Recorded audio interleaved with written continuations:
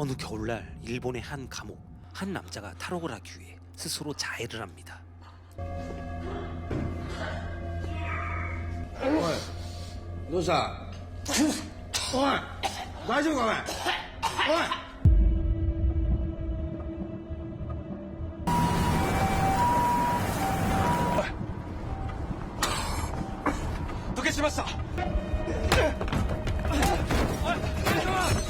남자의 계획대로 구급차로 이송되는 순간 그는 탈출을 감행합니다. 誰もよく知らなかったんじゃないですかね、弁蔵のこと。倉石さんのことは尊敬してたし、私は冠城圭一のことは何も知りません。全部嘘だったんですから、わかるわけがありません。気づかなかったんですか？彼の正体に。大変なことになりました。全くやってくれましたね。ありえない失態ですよ。どうにかしてくださいよ。 가부라기 게이치, 그는 일가족 살인 용의자로서 사형을 앞두고 수감되어 있는 도중 탈옥하였습니다. 그를 직접 체포하였던 경시청 수사 1과의 마타누키는 대국민 담화를 통해 가부라기를 조속히 다시 체포하겠다고 발표합니다. 캠핑객들의 물건을 훔쳐 허기진 배를 채우고 옷도 갈아입은 가부라기. 그가 탈출한 이유는 대체 무엇일까요? 탈주한 가부라기는 현재 21살, 18살 때 3명을 죽였다는 혐의를 받고 있습니다.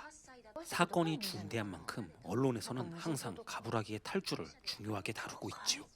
이곳은 오사카의 어느 건설 현장. 인생의 궁지에 몰린 사람들이 모이는 곳. 아 제제そんなんじゃ終わらへんぞお前いいよもうやるから休んでああ感じがごめんおいジャンプこらお前人に構ってる余裕あるんか弁蔵悪いけどこっちで立ってはいよろしく 가부라기는 도주한 지 118일째 벤조라는 이름으로 오사카에 숨어 있었습니다. めっちゃ少ないやんけ。おいジャンプほら。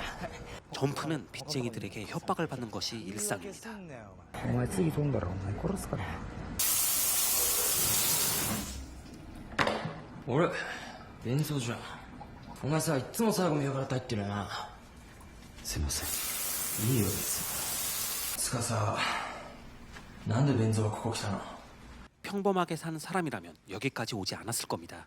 점프는 빚쟁이들에게 당해 온몸이 멍입니다. 何見てんだよ。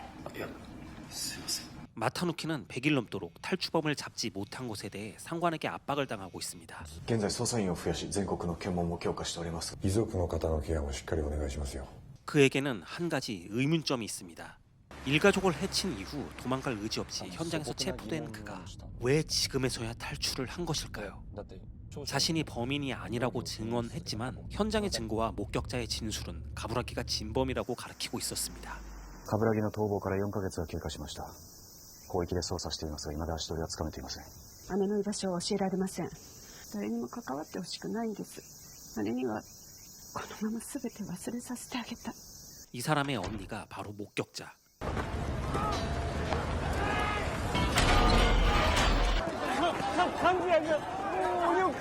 벤조가 일하고 있는 곳에서 점프가 다리를 다치게 됩니다.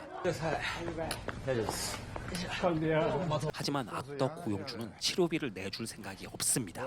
会社に金出させる方法ってなんかないんですか？俺らに人権なんかに会社というよりは国じゃないでしょうか。 항상 조용하던 벤조는 근로기준 감독기관에 산재 신청을 직접 하는 게 어떨까 제안합니다. 저학력자밖에 없던 여기 근로자들에게는 생소한 이야기.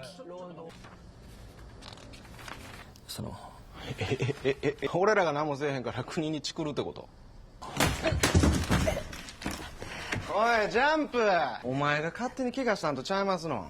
何因縁つけて恐喝しようとしてんねんこら。嫌やったらやめてもらえますか？ 악덕 고용주는 이마저 거절합니다. 갈 곳이 없는 사람들이라는 걸 알기에 이렇게 멋대로 할 수 있는 거죠. な弁蔵、俺なんでジャンプって呼ばれてるか知ってる？施設出てからさ、ギャンブルで借金作ってそれ膨れて返せなくて飛んで捕まってでまた飛んで捕まって俺の人生多分一生こんなんなんだろうな。いくらあれば和也さんの気持ちが落ち着きますか？10万とか？ 벤조는 자기가 돈을 구해오겠다고 하며 나갑니다. 今回の件は危険防止措置の観点から見て労働安全衛生法第24条違反です。この現場は国が行っている事業です。僕たちで直接申請することも可能です。おかしいことはおかしいと言ってるだけです。調子乗んな。お前もどうせ傷もんやろが。間違ってますよあなたたち。 TV에선 한창 탈주범에 대한 이야기가 나옵니다.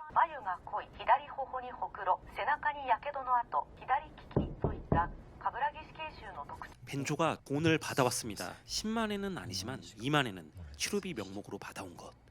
벤조가 맡고 온 것을 알기에 점프는 2만엔을 나눠 갔습니다. 벤조, ちょっと外出ようぜ. 점프는 벤조가 마음에 들었습니다. 이런 시궁창 속에서 남을 위하는 행동을 하는 사람은 보기 드물기 때문입니다. 둘은 함께 소박하지만 편의점에서 먹고 싶은 것들을 실컷 구매합니다. 아, お前飲めねえの? 飲んだことないです。一緒に飲もうぜ、弁蔵の部屋な。あれさっきやってたよ。懸賞金300万に上がったって。300万あったら人生やりませんのかな。 술이란 걸 먹어본 적 없는 벤조는 점프와 함께 술을 처음 먹어봅니다. どう? はい。てかさ、弁蔵ってさ、友達とかいんの? いえ。だと思ったよ。俺が友達になってるよ。いや、お前いいやつだしさ。 기념사진도 찍는 점프. 아무래도 사진은 위험합니다. 벤조의 방 안에서 법학서를 발견합니다.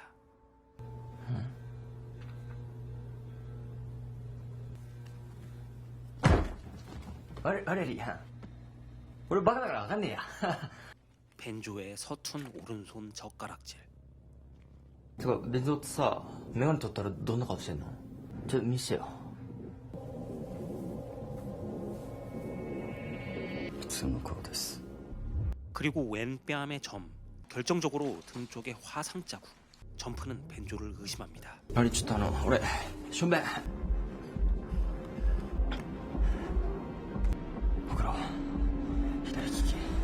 만약 벤조가 경찰이 찾고 있는 가부라기가 맞는다면 현상금 300만 엔을 탈 수 있는 절호의 기회입니다. どうしました?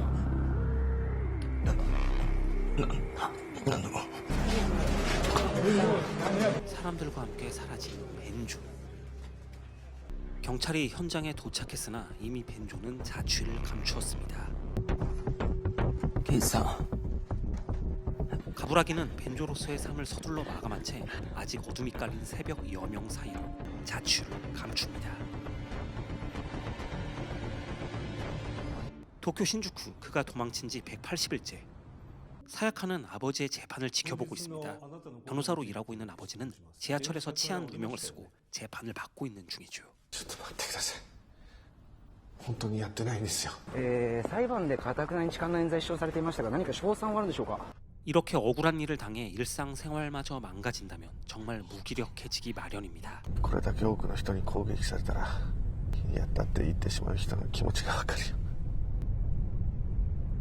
사야카는 도쿄 내 언론사에서 일하고 있는 기자입니다. 정의가 무엇인지 혼란스러운 세상. 살인 용의자인 가부라기 역시 언론사 내에서도 화제입니다. 보육원에서 자란 가부라기는 도대체 왜 사건에 휘말리게 되었을까요? 先輩ライターの那須さん会議室で待ってますよ 나스 작가는 사야카와 함께 일하고 있는 프리랜서 작가입니다. で先月書いてくれた記事ほら15本中6本がトップ10 나스는 사실 가부라기의 또 다른 신분입니다. 어째서인지 지금은 도쿄에 숨어 있는 것이죠. 글재주가 좋았던 가부라기는 나스라는 새로운 신분으로 작가 일을 제법 잘 해내고 있었습니다. 어느덧 퇴근 시간, 사야카는 퇴근하는 길에 인터넷 카페 앞에서 서성이고 있는 나스를 발견합니다.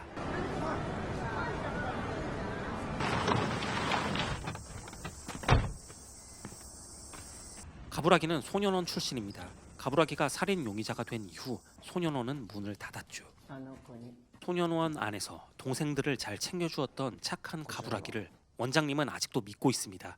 그가 진범이 아니라고 말이지요. 彼はねよく施設の子たちにご飯作ってくれたのよ。あなたたちは本当に圭一がやったと思ってるのよね。あなたたちは奪ったのよ、圭一の全てを。 나스는 회사 내에서 평판이 좋습니다. 글도 잘 쓰고 마감일도 잘 지키기 때문입니다.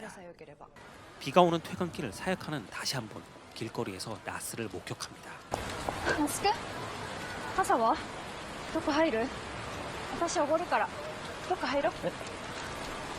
나스는 난생 처음 먹어보는 맛있는 음식에 놀랍니다. 이런 모습이 장난인 줄 아는 사야카.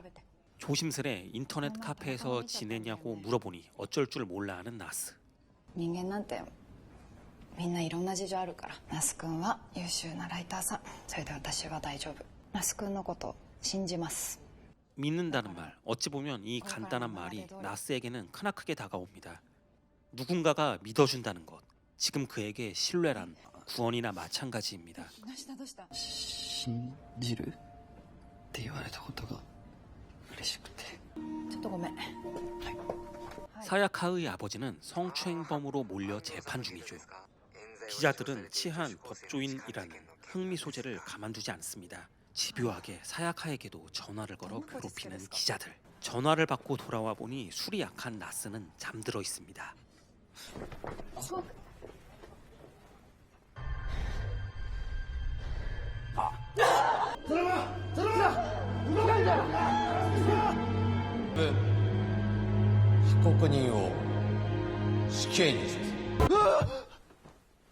악몽에서 깬 나스.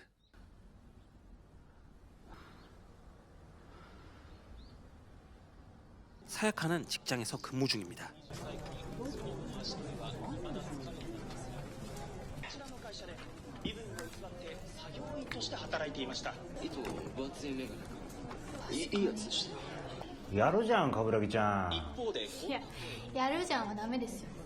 퇴근하고 돌아오니 나스는 글을 쓰고 있었습니다. すいません、ずっといちゃって。鍵がなくて、その 은혜를 갚겠다고 하는 나스. 요리를 제법 할 줄 알던 나스는 사야카를 위해 요리를 만들어줍니다. こんなに美味しいもの食べたの生まれて初めてなので。兄弟が多くて、僕が料理を作ることも多かったので。那須君、モテるでしょ。いや、 여자친구란 걸 한 번도 사귀어 본 적 없는 남자. 살인자로 쫓기는 신세인 그에게 남들처럼 보통의 3이란 건 사치에 불과했습니다. 以前ちらっと話してくださった専属契約の話。大丈夫だよ。一回掛け合ってみる。あと次の住むとこ見つかるまでここいてもいいからね。 나스에게 유독 친절한 사야카. 그녀는 밤마다 악몽을 꾸는 나스가 신경 쓰입니다. 那須君。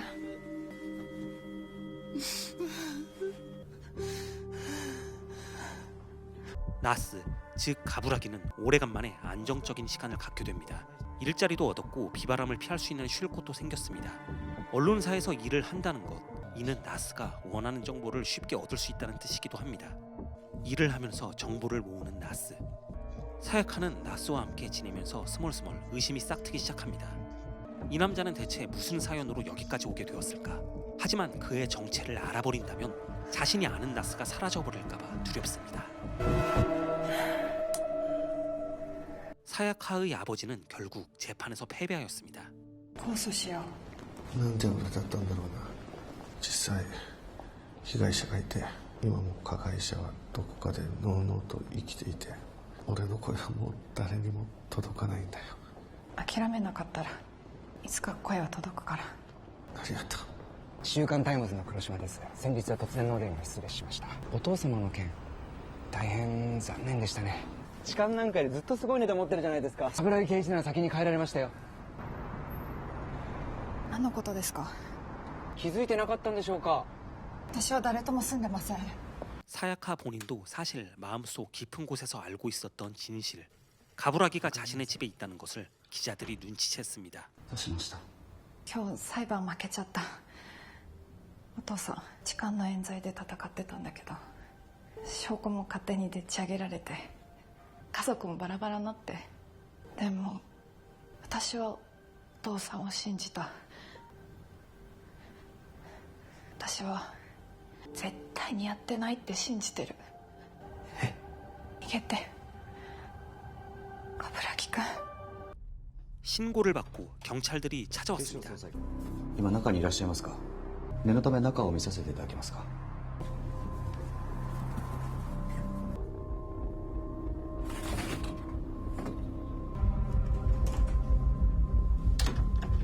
開けますね。はい。 집안을 수색하지만 가부라기는 찾을 수 없었습니다.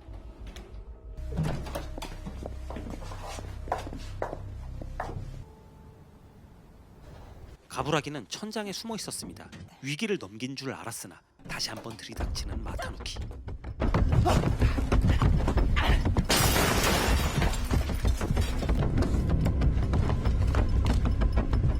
나제 逃げた?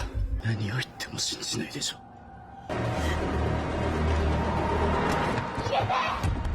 사야카의 도움으로 가부라기는 현장에서 탈출합니다.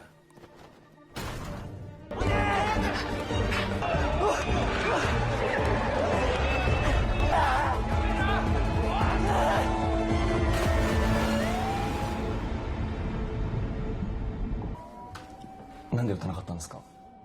마타누키는 사실 가부라기 사건에 대해서 확신을 갖고 있지 못했습니다.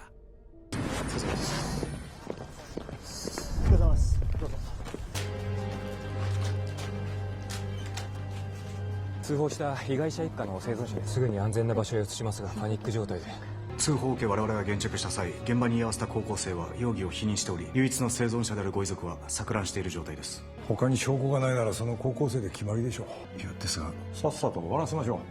長引かせていいことなんか何もないんだから。 상관은 이 사건을 빨리 끝내는데 급급합니다. 결국 정신이 불안정한 유일한 목격자의 불확실한 증언에 의해 가부라기는 유죄가 선고됩니다. 제대로 수사해달라는 가부라기의 절규를 무시한 것이 못내 신경 쓰였던 마타누키. 가부라기의 포상금은 300만 엔에서 1000만 엔으로 올라갑니다. 탈주 후 7개월째 잡히지 않는 그를 잡기 위해 총력을 다하는 경찰. 가부라기는 다시 한번 새로운 신분으로 또 다른 곳을 찾아갑니다. 어느덧 탈주 사건이 있은 지 332일째 과거 가부라기 사건과 유사해 보이는 사건 현장에 출동하게 된 마타누키. 次に母親が子供たちを守ろうとしていたので鎌を振り上げ刺し殺した。この内容は供述通りで間違いないな。冠城圭一の事件を知ってるな。 모호지 않으세요. 눈앞의 남자도 왼손잡이입니다. 가부라기 사건의 범인은 왼손잡이였죠. 가부라기 역시 멀리서 진범의 체포 소식을 전해 듣습니다. 하지만 달라진 건 아무것도 없습니다. 자신이 쫓긴다는 사실은 변하지 않죠.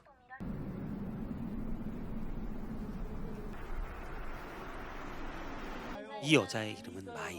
이곳에서 일하고 있는 젊은 직원입니다. 桜井さん、おはようございます。おはようございます。桜井君、あとよろしくね。 탈주한 지 333일째 가부라기는 이곳에서 사쿠라이라는 신분으로 일하고 있습니다. 후배인 마이에게 일을 알려주는 사쿠라이. はい桜井です。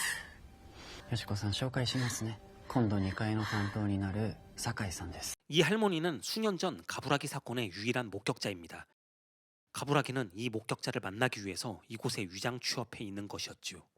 이 할머니를 만나기 위해 언론사의 정보들이 필요했고 사야카의 도움으로 정식으로 데이터베이스에 접근할 수 있었던 가부라기는 결국 목격자의 위치를 알아낼 수 있었던 겁니다. よしこさん、よくあるんですか？さっきの発作？誰かに襲われる夢を見る。桜井さんってどうしてここに？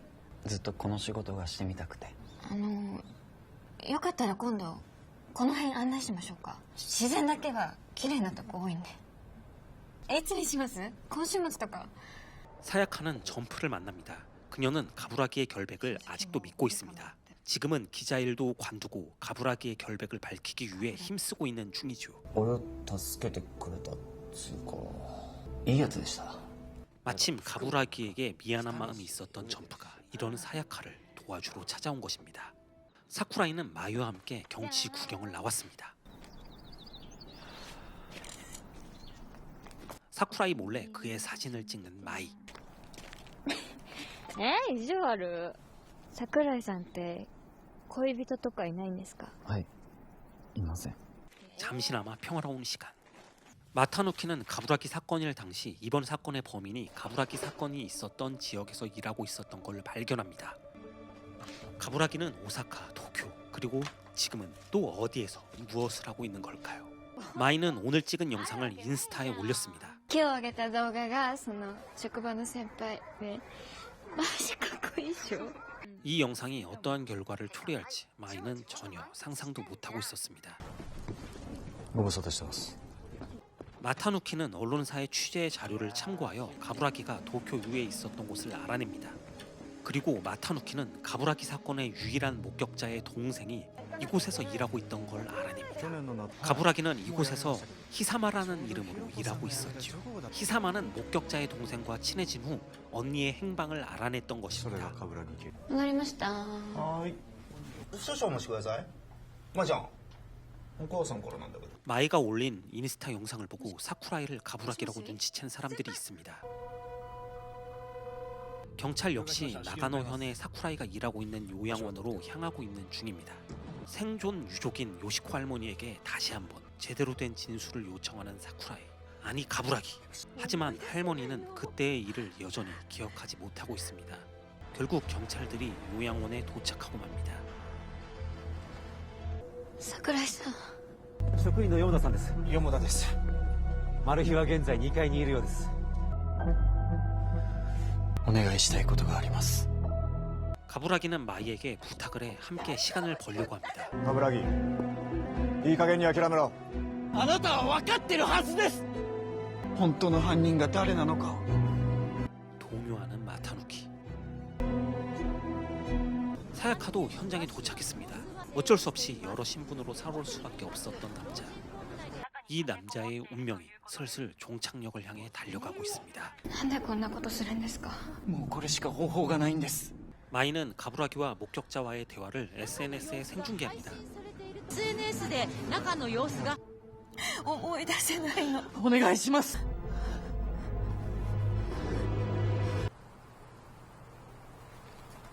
비명 소리를 듣고 우연히 피해자들의 집을 방문한 가부라기.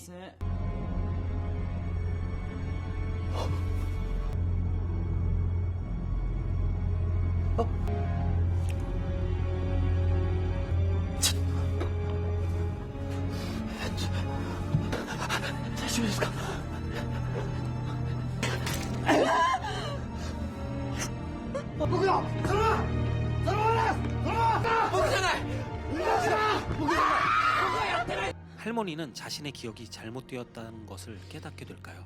피해자는 정작 고통받고 있는데 가해자는 편하게 웃고 있는 암담한 현실. はい何してるんですかさっさと突入してください総員突入態勢 상관의 명령에 어쩔 수 없이 마타누키는 진압대에 진입을 지시합니다. 私のせいで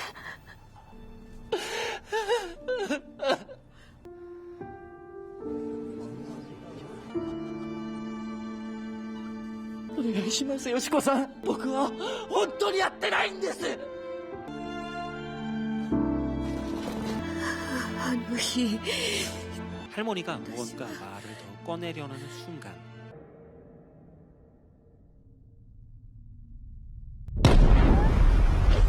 경찰들의 진입이 시작되고 결국 가부라기는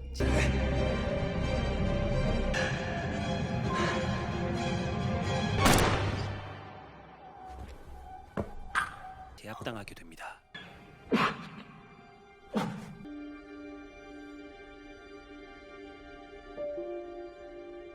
인질극 이후 한 남자를 각각 벤조, 나스, 사쿠라이로 알았던 사람들이 모여 가부라기를 돕기로 합심합니다. SNS 방송 이후 세상의 시선도 조금씩 달라지고 있는 상황입니다. 적어도 여기 있는 모두는 가부라기가 무죄라고 믿고 있습니다. そしてみんなに彼の本当の姿を分かってもらいたい 이들은 목격자인 요시코 씨와 만나 가부라기를 도와달라고 부탁합니다. 그리고 가부라기를 몰래 도와줬던 사야카의 전 직장 동료도 가부라기 5인 체포 가능성에 대한 기사를 작성하죠.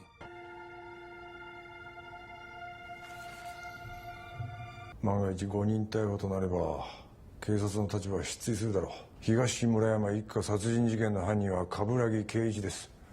つまり本件において真実は重要ではないんですよ。 신념이 흔들리는 것 같은 마타누키는 가부라기를 찾아왔습니다. 久しぶりだな。お久しぶりです。一つまだ答えを聞けてないことがあった。どうして逃げたんだ？信じたかったんです。この世界を。正しいことを正しいって主張すれば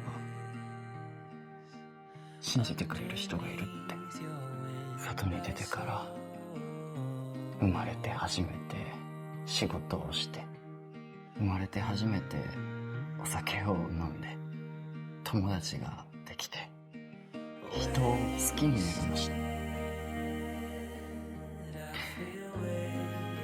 生きててよかったって思いました。そしてもっと生きたいって思いました。